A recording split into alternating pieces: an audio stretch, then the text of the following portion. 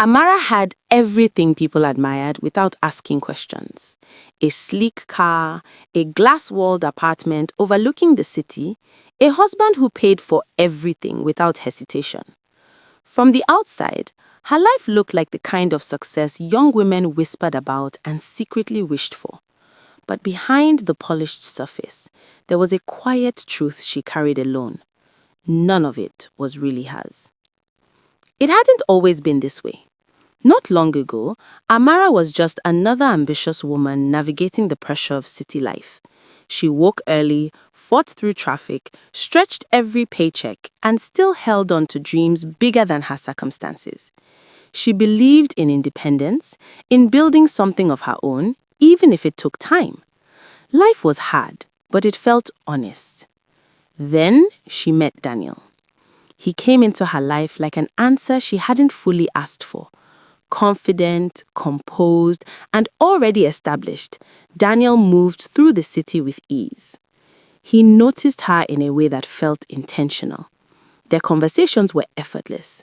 He spoke about business, discipline, long-term thinking. He listened when she talked about her goals. And slowly, he began to step into her life not just as a partner, but as a solution. At first, it felt like support. He paid her rent, saying she needed to focus on her growth instead of struggling with bills. Then came the car, a gift he brushed off as something small, even though it changed how she moved through the city. The upgrades didn't stop. Her lifestyle shifted quickly, almost too quickly to question. Everything felt easier, smoother, more comfortable. And that's where the change began. The question started subtly. Where are you going? Who are you meeting? Why are you late? His tone was never aggressive, never loud, but it carried weight. He framed everything as care, as concern, and because he had done so much for her, it felt unreasonable to push back. Amara told herself it was normal. Relationships required accountability, right? But accountability slowly turned to permission. Daniel didn't forbid things, he just made his expectations clear in quiet ways. Certain friends were not good for her. Late nights were unnecessary stress. Work became something she didn't need to take too seriously anymore. Relax, he would say. I've got you. At some point, she stopped asking herself if she still had herself. When he proposed, it didn't feel like a moment to decide. It felt like the next step in a path already designed. The wedding was everything people admired. Beautiful, expensive, well-attended. Her family was proud, her friends were impressed. She smiled in photos that would later look perfect to anyone who didn't know what was behind them.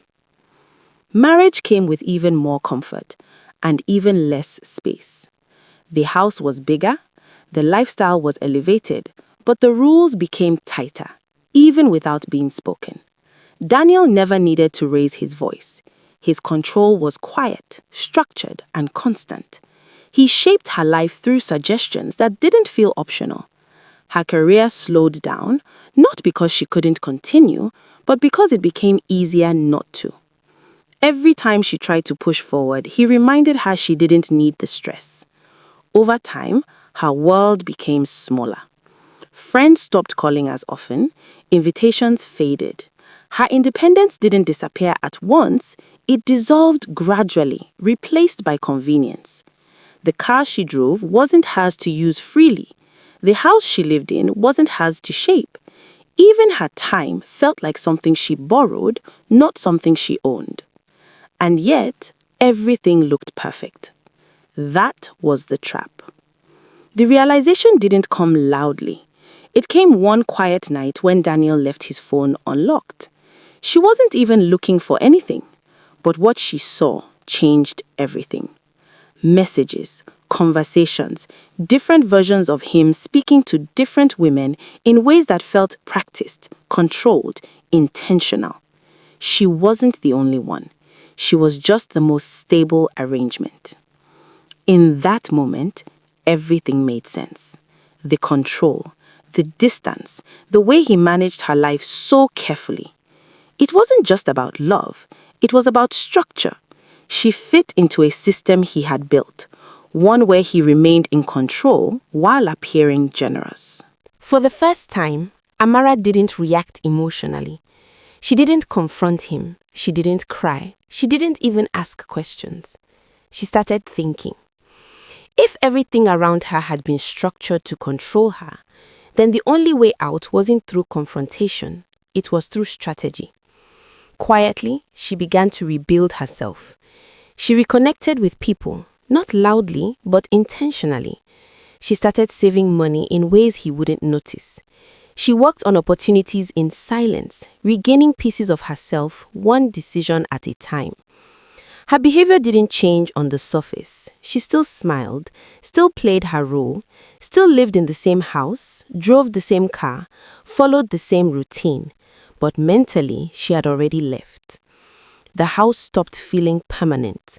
The car stopped feeling impressive. The marriage stopped feeling real. Everything became temporary, a phase she was preparing to exit. And one morning, without drama, she did. No arguments, no emotional scenes, just a decision she had already made long before that day. She packed what mattered, left what didn't, and walked away from a life most people would have held on to. Daniel didn't expect it. He never thought she would leave comfort, stability, and status behind. But what he failed to understand was simple. Comfort without control isn't freedom. It's just a softer kind of captivity. Starting over wasn't easy. Her new life was smaller, simpler, and far less impressive from the outside. But for the first time in a long time, it was hers. Every decision, every step, every risk, it all belonged to her. There were no hidden expectations, no silent rules, no invisible pressure shaping her choices. Just reality. And in that reality, she found something she had almost lost, herself. Amara learned that not everything given to you is truly yours. Some things come with conditions so quiet you don't notice them until you try to walk away. And by then, leaving requires more strength than accepting ever did. But she also learned something more important. Ownership isn't about what you have.